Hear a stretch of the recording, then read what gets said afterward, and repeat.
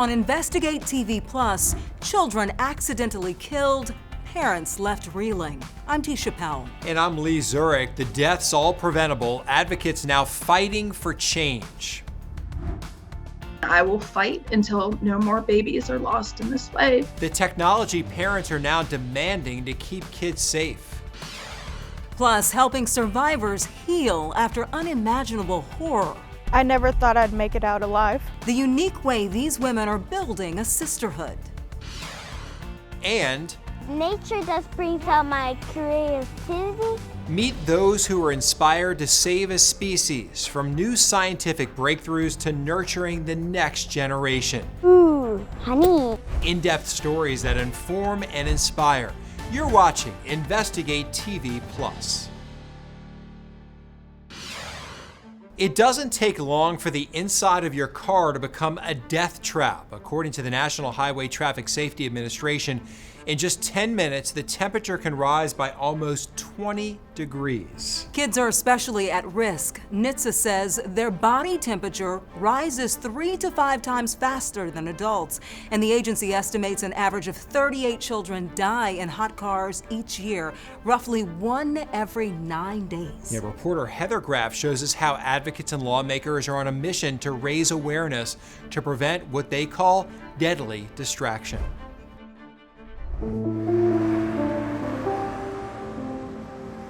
It just never occurred to me that this could happen. For Angela Jones, September 3rd, 2019 is the day she says her world came crashing down. I mean, we are loving parents who did everything to protect their children. All the safety measures that you would take, plugging your outlets, having a pool fence, doing all those things. That day, Angela and her husband Scott decided to keep 3-year-old Charlie home from preschool. Scott took Charlie with him to drop off her 2 older sisters at school, and then he headed back to their home just outside Phoenix to work, like most days. But this day was different. When I called on my lunch break to check on her, I could hear the panic in his voice, and I knew something was wrong. Charlie had been strapped in her car seat in the back of Scott's truck for 3 hours. We're all very busy people. You have, your routine that you do, going to work or dropping the kids off at school or daycare. And when you're out of that routine, it's so easy to just go onto autopilot and forget that maybe you have a child in the car that wouldn't normally be there. Charlie was taken to the hospital, but doctors couldn't save her. She was our sassy, fun, and funny, the biggest personality. Since 1990, more than 1,000 children nationwide have died in hot cars from heat stroke, which can begin when body temperatures hit about 104 degrees. Babies do not have to die in hot cars. This Richmond, Virginia mom is on a mission to end the senseless deaths. Why do we have to wait for more lives to be destroyed before anyone takes action? And I will fight until no more babies are lost in this way. Laura Beck's activism, born from anguish. Anderson was our entire world. In June of 2022, her husband Aaron was on his way to work with their 18-month-old son Anderson. Aaron was supposed to drop Anderson off at daycare, but he never made that stop. And there's such a stigma behind these types of tragedies. So I'm here to tell you that it does happen. It happens to amazing parents, and Aaron was one of them. Trapped for hours in his father's car, Anderson overheated and died. Later that day, Aaron then took his own life. I don't want any other parent to have to stand in my shoes.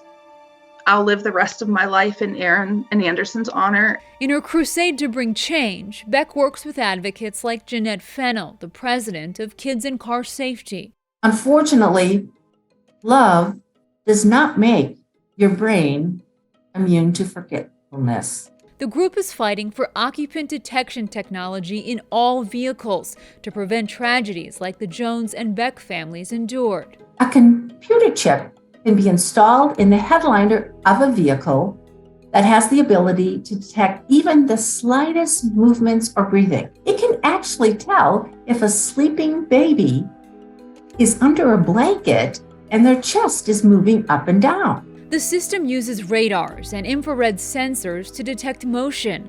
Alerts can be sent multiple ways, including text message, flashing headlights, horn honk, or even a call to emergency services. Automakers don't have to wait. They can install the detection systems that are effective. They can do it today, and they should. And this technology would have saved my son's life. It would have also saved Aaron's life. Why isn't it already in every single vehicle? Some newer vehicle models offer detection technology, but most don't have it. As a country, we are failing our children each and every day because this effective technology is not included as standard equipment in every vehicle. And there's no federal mandate requiring it, something the National Highway Traffic Safety Administration is working to address. Congress has ordered a regulation for alert technology be made before December. The message to the Department of Transportation is, give us a rule. And lawmakers are urging swift action on the hot cars provision.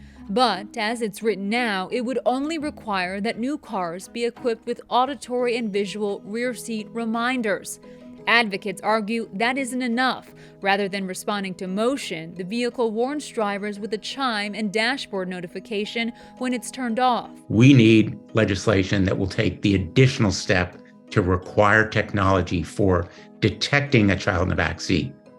And this sensor can literally save lives. In a statement, NHTSA says it has initiated a rulemaking on this issue, adding the agency is continuing to identify and test rear seat occupant detection systems as they become available. In the meantime, major automakers have voluntarily agreed to install reminder technology in nearly all U.S. vehicles by model year 2025. We miss her tremendously. Angela Jones says she believes alert technology is the future. We can educate and we can spread awareness, but to be honest, that's not going to fix the problem. We need the technology. We need that occupant detection system in these vehicles. But it didn't come soon enough. Pink ribbons fill the home Charlie once brightened. We've just kind of adopted it as our symbol for her. So the pink bow is kind of our thing. Her mother vowing to keep her story and spirit alive. My mission is to share Charlie's story so that it could possibly prevent another family from experiencing this. We also want to share some tips from safety advocates, things parents and drivers can do right now to prevent a hot car death. First up, keep something essential to your daily routine in the back seat, like a wallet or even one of your shoes.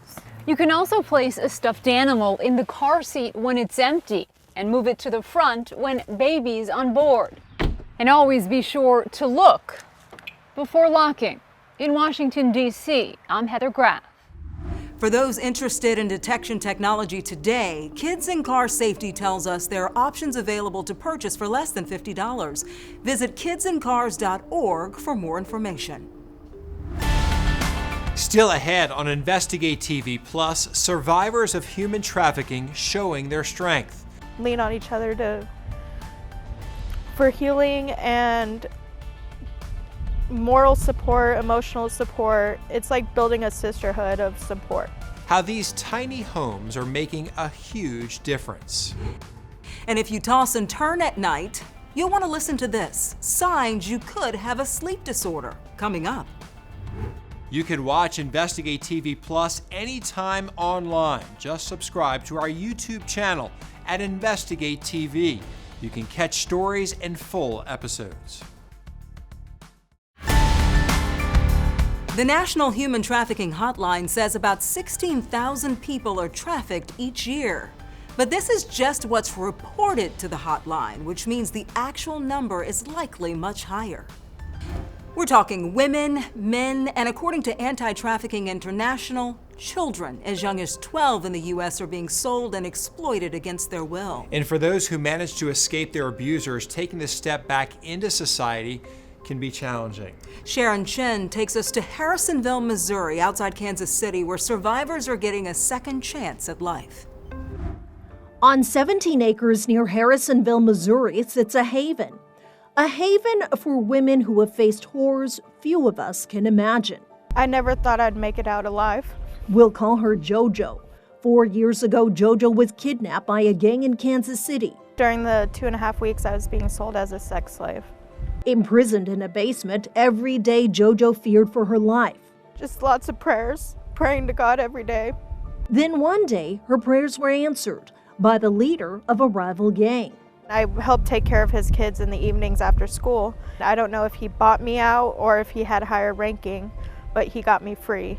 And she survived. Being here, I've learned that other girls have gone through it. I'm not alone. JoJo now lives at Rehope among 18 other survivors. On campus, the women have the support they need to heal. Lean on each other for healing and moral support, emotional support. It's like building a sisterhood of support. Now that sisterhood is about to open the door to new growth. Every home's going to have a refrigerator, a stove, a small kitchen. Rehope campus is building a tiny home village. So that will allow survivors in the third phase of our 3-phase program to have a home of their own. Alva says the homes will help survivors take the first steps back to society. Do everything from take care of their own place, establish good financial and budget habits. It demonstrates and represents the value and the worth that they have as a person. This place means hope. For JoJo, having a tiny home means being a mom again. It will completely change everything for me. I'll get my kids full time. I don't have to worry about trying to make it every other weekend. So she can put the past behind and focus on what's most important, a bright future. Getting my high school diploma and getting certified as a peer support specialist. I created a career instead of a job. I can see myself long-term here. So what if you're not sure whether someone you know is being trafficked or at risk for it? Here are a few red flags from the State Department. They're living with their employer, poor living conditions, they can't speak to you alone, or when they do, their answers feel scripted or rehearsed. If you believe you may have information about a trafficking situation, you can call the National Human Trafficking Hotline at 1-888-373-7888 or text 233-733. The quality of your sleep, a good indicator of stress, according to experts. Next on Investigate TV Plus, what you're doing while you snooze that could be a sign of a serious disorder. And the little-known secret to better shut-eye. Plus, a scientific breakthrough creating a buzz. How a vaccine could save the pollinator that helps grow your food. Our in-depth coverage continues. You can get connected to Investigate TV Plus on all social media platforms.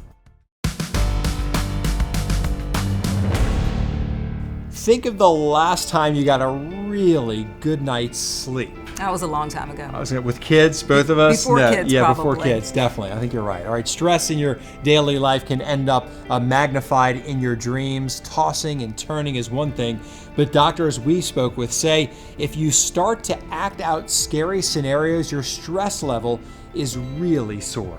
In this medical mythbuster, Viv Williams shows us that acting out dreams is a clue there's more going on than just stress. Those nightmares about being chased by monsters or not being able to protect your family from danger are your brain's way of helping you deal with stress to prepare you for similar situations in the future. That's not a myth. All of us have crazy dreams. That is normal. That's actually normal REM sleep, trying to identify threats in our lives. Dr. Michael Howell, a University of Minnesota neurologist and sleep medicine specialist, says what is a myth is this: acting out wild dreams while you sleep is also normal and caused by stress. This is not sleepwalking, it's not sleep talking. This is thrashing, punching, kicking, shouting. This is physically acting out in real time what's happening in a dream. We had a patient who was dreaming that he was going to do a cannonball into a swimming pool in his dream, and he did a cannonball right off of his bed and broke his pelvis on the bedroom floor. Dr. Howell says situations like this indicate a medical condition first described at the University of Minnesota in 1982 called REM sleep behavioral disorder, or RBD. The important thing to know is that this is a common, identifiable and treatable condition. Howell says 3 million people in the U.S. have RBD, which is caused by a problem in the brainstem. You see, when you're in REM sleep, your brain sends signals to your muscles that paralyzes them. If you have RBD, that pathway is lost and your limbs stay active. Howell says people who act out their dreams should be evaluated by a sleep medicine specialist who can diagnose the situation accurately and provide proper treatment, which includes medication. With another medical mythbuster, I'm Viv Williams. Dr. Howell says that patients with RBD may be at increased risk for Parkinson's disease and other related conditions. He suggests that people who physically act out dreams should see a medical expert for evaluation. So, how do you get a better night's sleep? The University of Edinburgh suggests the 15-minute rule, and it's simple. If you can't fall asleep in 15 minutes, get back up. The university says this helps associate your bed with shut-eye. Still ahead, Ooh, look at the bees. something sweet without the sting. You have to come out here with nothing on your mind. Otherwise, the bees, they can feel that energy. How a Georgia beekeeper is helping future generations embrace a connection to nature. You can watch Investigate TV Plus anytime online. Just subscribe to our YouTube channel at Investigate TV. You can catch stories and full episodes. Bees play a crucial role in food production, pollinating 1/3 of all crops in the world. But an alarming new report from the U.S. Department of Agriculture shows for the first time beekeepers lost 42% of their colonies in 2022. Anything over 18% is unsustainable. Here's why this matters to you. Think of all of your favorite fruits and vegetables, apples, avocados. All of these heavily rely on pollinators like bees. According to the National Resources Defense Council, bees pollinate $15 billion worth of crops each year. And not just summer fruits and vegetables. Picture Thanksgiving without pumpkin pie or sweet potatoes. Then, according to a UW study, a chain reaction would ensue. Without bees, it would be either impossible to buy or extremely expensive to buy our most basic produce. Now there's a new tool to help the fuzzy insect's shrinking population, a vaccine. The USDA just approved a vaccine for one of the most notorious bee killers, American foul brood disease. It's a disease so destructive the only way to keep it at bay was to incinerate entire bee colonies. Until now. Private startup Dalen Animal Health teamed up with the University of Georgia to develop the vaccine. Essentially, researchers took the disease pathogens and fed it to the queens, who would then pass along immunity to the eggs. The vaccine is now available for beekeepers and farmers to help keep local bee populations healthy. As enthusiasts work to raise the next generation of hives, they're also working to raise the next generation of beekeepers. Reporter Sawyer Bussey takes us to Atlanta, Georgia, where a beekeeper is giving young people a place to connect with nature and one another. Let's see if we can get this going. There's a certain kind of person It's smoking up now. Kendall, come on this side. who can look at new beginnings Let's try this one. and see the future. Ooh, look at the bees. I love working with kids. I feel like that's the next generation. Who can make caring for honeybees When I start to know bees better, I start to like bees. something sweet Ooh, honey. without the sting. That's honey, cap honey. Something exciting without the fear. I guess she loves it. Bill Crumpler is a beekeeper here in You Georgia. have to come out here with nothing on your mind. Otherwise, the bees, they can feel that energy. He's using these little creatures to make sure future generations have a connection to nature they cannot Like I ignore. say, everything we need is right here around us. Medicine, happiness, joy, peace, food. While also making sure other Black people feel safe go ahead. and welcome in the beekeeping space. Mmm, delicious. There's like a unfair portrayal of beekeeping, and that you might not see as many Black people beekeeping. So starting out at a younger age, just exposing them to them, showing them how they can make money potentially off of it and how important they are to the ecosystem is kind of my main focus. This is a property purchased by the nonprofit Southeastern Trust for Parks and Land. For for the sole purpose of becoming a peaceful and protected sanctuary for the community. But the access to just a place to be quiet, walk in nature, do exactly what we're doing to kind of separate, it's just so good for health. A place to connect with nature and with each other. Like for a while there was, like there's some peppers right there. So like you should take a pepper. The park runs like a community. So they have to work together in order to survive. Everyone is doing their part to nurture new beginnings. Got it? And I really think this park reaches its full potential maybe 30 years from now. While keeping the future in mind. Because nature just brings out my creativity and it gives me so many ideas. And I think it's so important that young people are taught not to be afraid of the bees because they are our friends. They help to provide our food supply. And she wasn't afraid at Not all, at and she all. loves being in nature. I love that little girl. Yeah. And you don't need to be a beekeeper to do your part.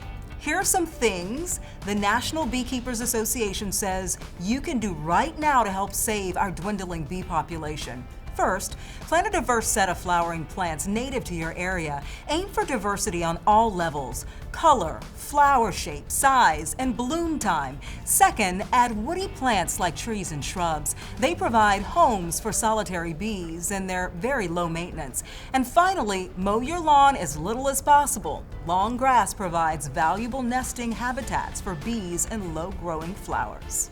And that's it for us from Investigate TV Plus. I'm Lee Zurich. And I'm Tisha Powell. Thanks for watching.